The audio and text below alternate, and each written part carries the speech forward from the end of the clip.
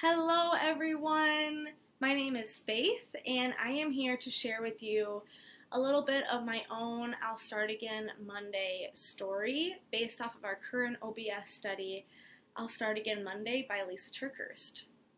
So, oftentimes when we're thinking of I'll Start Again Monday, I'll start again next week, next year, whatever it is, we're thinking food, diet culture, exercise, things like that of the physical sense. And while those things are 100% real and 100% valid, that's actually not my I'll Start Again Monday story. My story works more along the lines of mental health and how it's affected my physical health a little bit and how it changes the way we view God, others, ourselves. So, to start, I grew up exhausted all the time, physically and mentally. I never was not exhausted, if that makes sense. And the reason for that was I was constantly striving for perfection. What does that mean?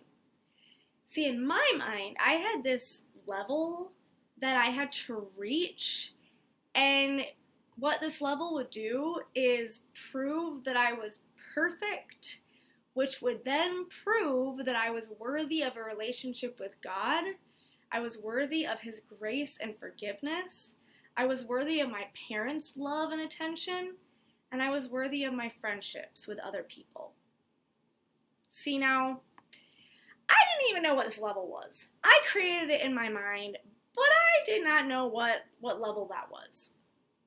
But I knew if I reached that level that I would be considered perfect and would be worthy.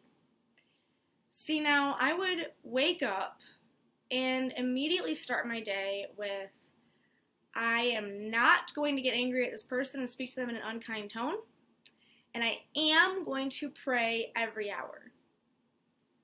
Well, then the day would go on, and I would get mad at that person and speak to them in an unkind tone, and I would forget to pray literally the entire day. Oops.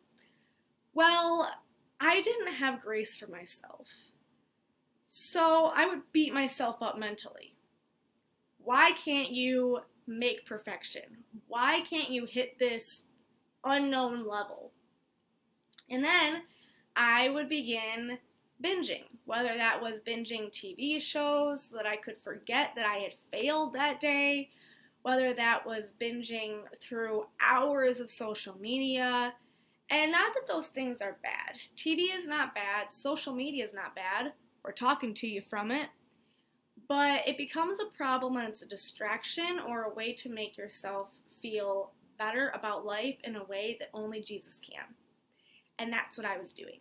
And then, to make matters even worse, I would scroll through social media and see, oh, this person was perfect today. This person was perfect today. This person was perfect today.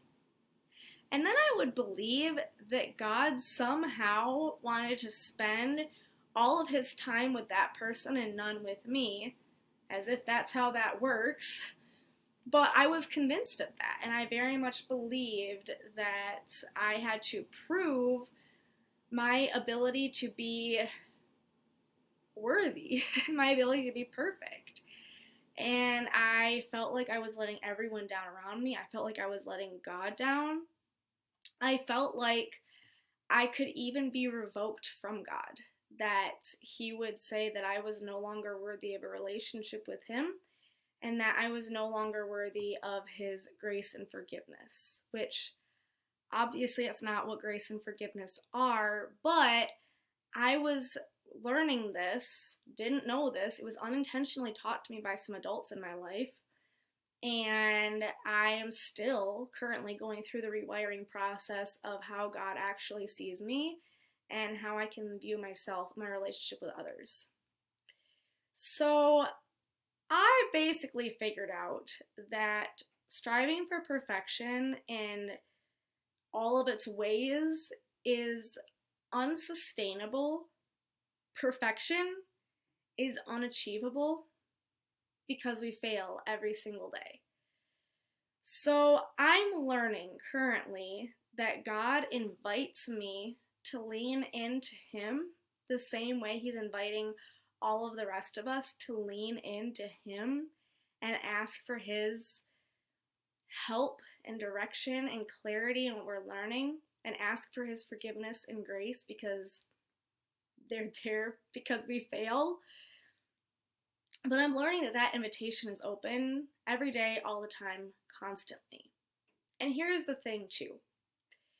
We don't have to always wait for Monday. We don't have to wait for New Year's Day because then January 2 is going to come around and we're going to fail. We don't have to wait for any of that. We can start over this afternoon. We can start over an hour from now. God is always there to help us restart. And He wants us to just be in relationship with Him. So, I'm learning that I don't have to be perfect. I'm learning that I don't have to wait to start over. And I'm learning that grace and forgiveness don't work by you being worthy enough.